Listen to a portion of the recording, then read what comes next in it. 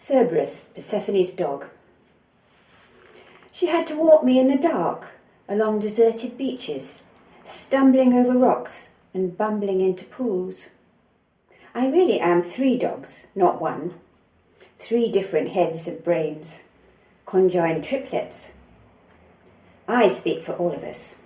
We like other dogs. We wag our tail and perk our 6 ears, but still they growl and back away. We do not judge them as we judge humankind, who will meet us in the end. She put 3 collars on us, seeing that being strange didn't make us bad, each inscribed with the words friendly. I know I was before the world rejected me. The last one, a herring gull. The last gull flies, leaving her alone. The woman who watched him jump, wings spread, slipping down tiles, his webbed feet hindering his flapping wings. Last, because he was alone on a shed, fallen from the rooftop, he tried every hour, every day to struggle up the slope. The last gull flies, dappled brown feathers lined to the sky. Wind-borne above her, he heads for the mudflats.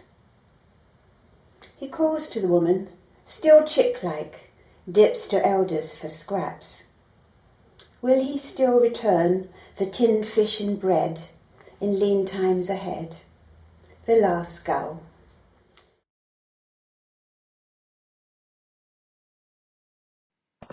I'm Stuart Sanderson and I'm a poet from Glasgow, reading to you today from the snowy West Midlands.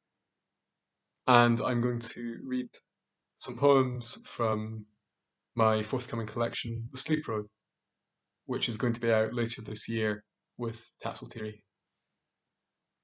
And I will start with the title poem, The Sleep Road.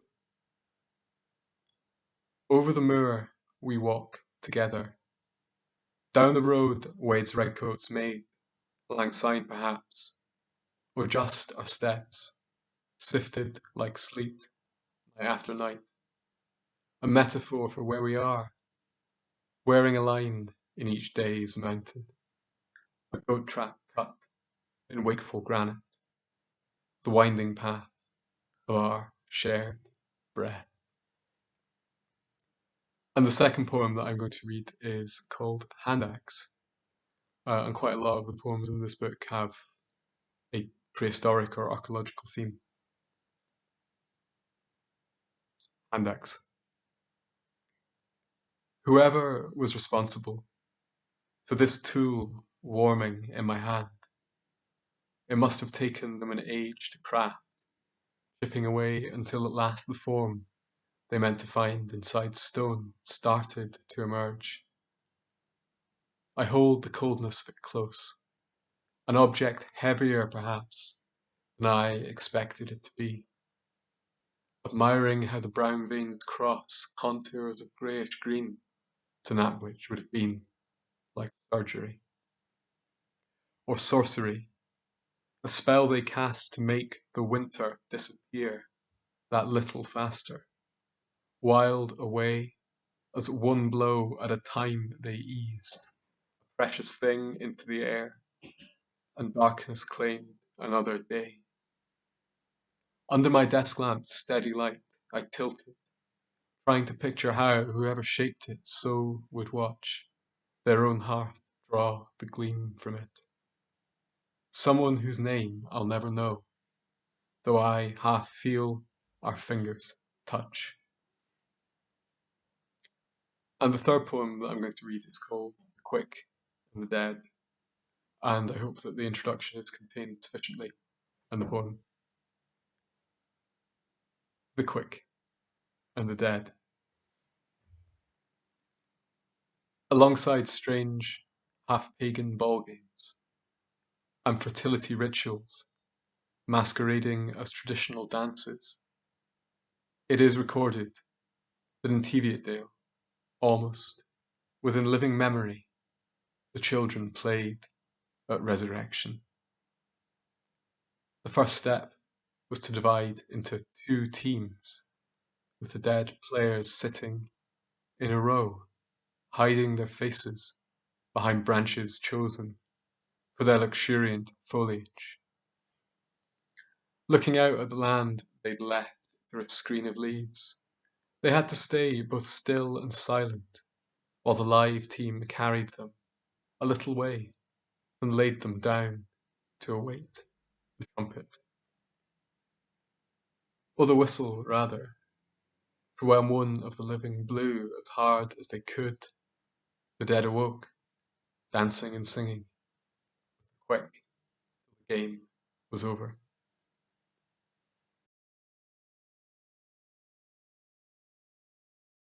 The Oracle of Lucy is based on a true story. It's when something you can't quite explain happens. You know it isn't a dream. It is not a hallucination. It is a decidedly odd situation presenting itself to you, which you can act on or not, with varying degrees of relief, regret, or possibly both. I've never told anyone, but I'll tell you.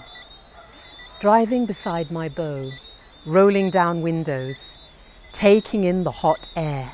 We're squeezed together, sweet as orange juice, with only sweat to separate. Dusk has slapped day across the face. Natural light is out. Crazy fairy lights hang here and there. We pootle through Lucy, a cockroach paradise. See them pour forth, clicking in and out of every house. Traffic stuffed bumper to bumper, and it seems a strange old lady lurks on every corner, ready to jump me, leaning against a street post, haloed in the light, stopped beside us, arms folded tight against her chest, dress clinging to her form, a wraparound carapace. Her eyes kiss me hard, words float loose from her mouth as engines still, going nowhere. "E is not for you."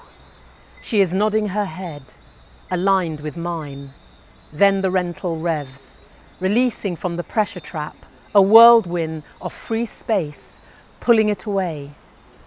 I eye my companion for the rest of the trip. This lasts day after day, becomes an itch.